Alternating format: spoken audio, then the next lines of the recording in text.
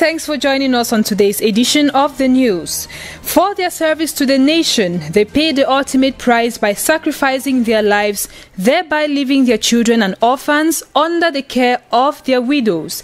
In recognition of their service to the nation, the Cameroon military hierarchy every year organizes ceremonies to help the children of their fallen colleagues to go back to school. We organize this ceremony so that their parents who remain, they may not feel abandoned by the nation and the army. The hierarchy is very strict about it. They have to organize it, and then those children, they will not feel abandoned. A gesture which will help to ease the burden which one could read on the faces of these widows and orphans, reason why these didactic materials were handed to them by the state, as was the case at the military 5th Regiment in Ngaoundéré. It was a solemn ceremony which was attended by the SDO for Vina Division, Fritz Dikoso Seme, and other municipal authorities.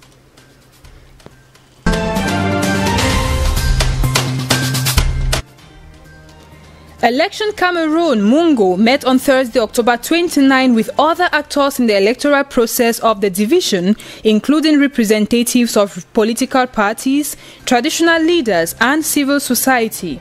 It is in the Nkongsamba Town Hall that objectives such as the following were met: knowing at what level is the preparation, clarification of the status and role of traditional rulers in the regions. They also discussed the mobilization of political parties to integrate the various commissions and screening the list of electoral colleges, that of divisional delegates and traditional rulers. The exchanges followed various participants to better understand each other and look in the same direction while waiting for the D-Day of the regional elections come December 6. In the Mungo division, there are presently 379 municipal councillors out of 381, with 2 dead, one in Ebone Council and another in Mbanga. It also has 236 certified traditional rulers altogether.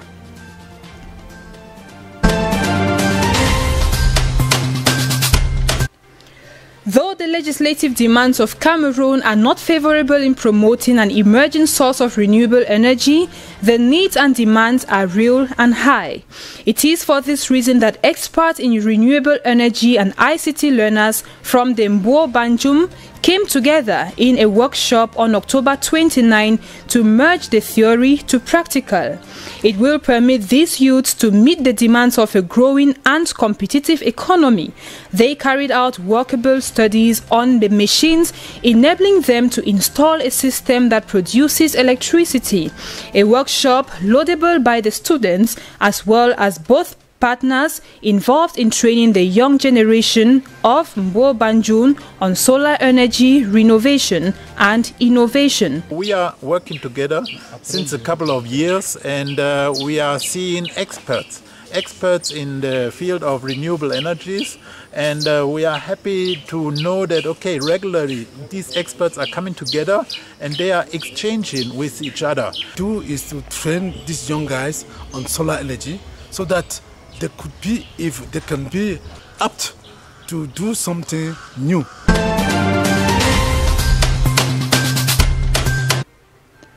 Out of Cameroon, let's move to the West African country of Ivory Coast, where former President Laurent Gbagbo voiced on Thursday that the country will face a catastrophe if candidates in Saturday's presidential election do not resolve a standoff that has led to violent protests and an opposition call for boycott. Unidentified assailants touched several vehicles and assaulted residents in the commercial capital Abidjan late on Wednesday, police said, underscoring the tense atmosphere in a race marred by sometimes deadly clashes over President Alassane Ouattara's bid for a 3rd term. On the last day of campaigning ahead of the vote, Gbagbo said he felt compelled to give his first interview since being arrested in 2011 for his role in a civil war sparked by his refusal to concede defeat to Ouattara in the previous year's election. Sporadic violence has killed around 30 people since August, when Ouattara announced his candidacy, a move the opposition says violates the constitution. His two main challengers, former President Henry Konan Bedi and former Prime Minister Afi N'Gessan, have called on supporters to prevent the vote from taking place. Tomorrow, October 31, 2020, marks the D-Day where about 7.5 million Ivorians will decide on the fate of who will become Ivory Coast's new head of state.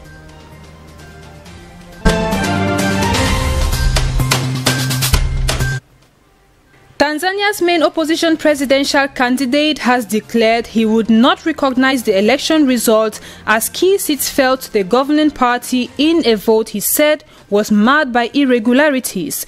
Counting was taking place across Tanzania and its semi-autonomous archipelago Zanzibar, which also elects its own president and legislators, where early results showed the opposition losing seats in some traditional strongholds.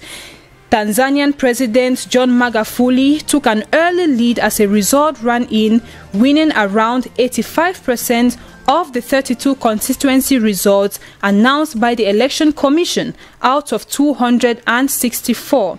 The Chamacha Mapinduzi Party has been in power since independence in 1961, but rights groups have decried a slide into autocracy over the past 5 years, marked by the repression of the opposition. The main challenger, Tundu Lissu, has declared the results coming are illegitimate and urged its supporters to demonstrate peacefully while asking the international community not to recognize the outcome. The result of presidential elections cannot be contested in Tanzania, though the parliamentary outcome can be challenged.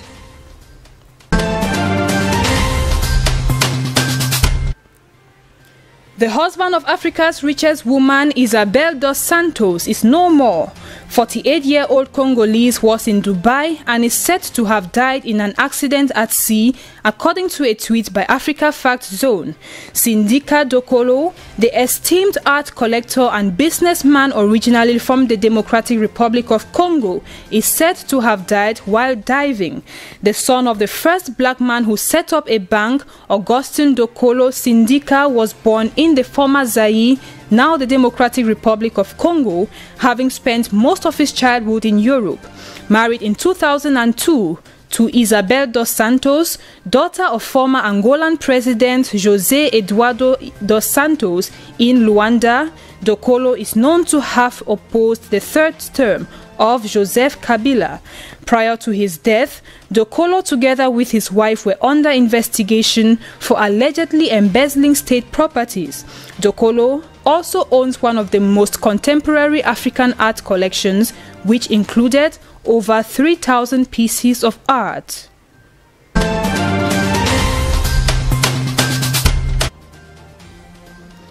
A knife attack at a church in the French city of Nice left 3 people dead and several others injured on Thursday, October 29, at the Notre Dame Basilica in the heart of the Mediterranean city. This follows an attack amidst tensions over cartoons denigrating the Prophet Muhammad, and it echoes the beheading less than 2 weeks ago of a Paris teacher who had shown the cartoons in a class about freedom of expression. Speaking at the scene in Nice, President Macron condemned the attacks and doubled down on his defense of freedom of expression. Nice Mayor Christian Estrosi spoke of Islamofascism and said the suspect had repeated endlessly Allahu Akbar, meaning God is greatest, even while under medication after he was injured during his arrest. The victims are a 60-year-old woman, a 55-year-old man, and a 44-year-old woman. The suspect has been identified as a 21-year-old Tunisian man who arrived in Europe just days before the attack, according to French investigators.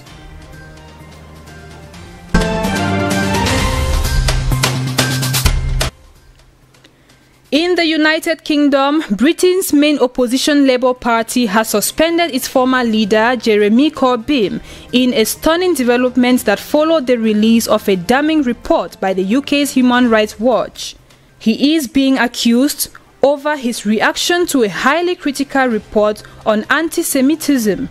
His successor, Keir Starmer, apologized and said Labour was facing a day of shame after the Equality and Human Rights Commission found serious failings in how the party had dealt with allegations of anti-Semitism during Corby's time.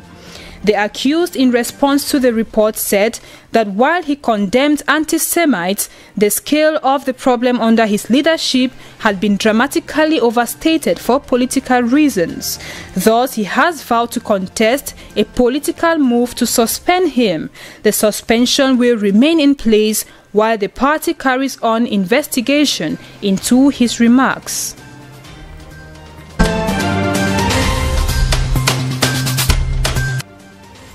As election day approaches in the US, more than 81 million people have already voted, 52 million of them by mail, setting the US on course for its highest electoral turnout rate in more than a century. US President Donald Trump and his Democratic White House challenger Joe Biden held dueling rallies in the critical election state of Florida on Thursday, 29th of October. Polls in the battleground states look good for Joe Biden, but things can change very quickly, especially when Donald Trump is involved. The polls suggest Mr. Biden has big leads in Michigan, Pennsylvania, and Wisconsin, 3 industrial states his Republican rival won by margins of less than 1% to clinch victory in 2016. The two rivals today, Friday, hold another set of dueling rallies, this time in Minnesota. Mr. Biden also campaigns in Wisconsin and Iowa this Friday. On Saturday, he will hold a joint rally in Michigan with former U.S. President Barack Obama, whom he served as vice president. That notwithstanding, voters in America will decide on the 3rd of November whether Donald Trump remains in the White House for another 4 years.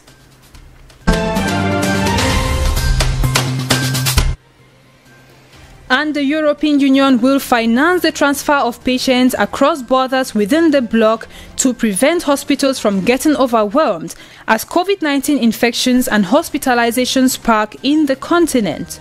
After a video conference of EU leaders to discuss the health crisis on Thursday, the head of the EU Commission, Ursula von der Leyen, said the EU executive had made available 220 million euros to move COVID-19 patients across borders. At the meeting, leaders agreed to better coordinate efforts to battle the virus as infections in Europe exceeded 10 million, making the continent again the epicenter of the pandemic. EU countries want to avoid divisions which dogged the 27-nation bloc at the beginning of the pandemic, when nations compete with each other to buy scarce medical equipment. The Commission is also intensifying its efforts to get potential vaccines against the new coronavirus. The bloc has secured potential vaccines being developed by AstraZeneca, Sanofi, and Johnson & Johnson. We end it here for today's edition of the news. Thanks for being with us, and do keep the rendezvous for tomorrow's weekend edition. See you tomorrow.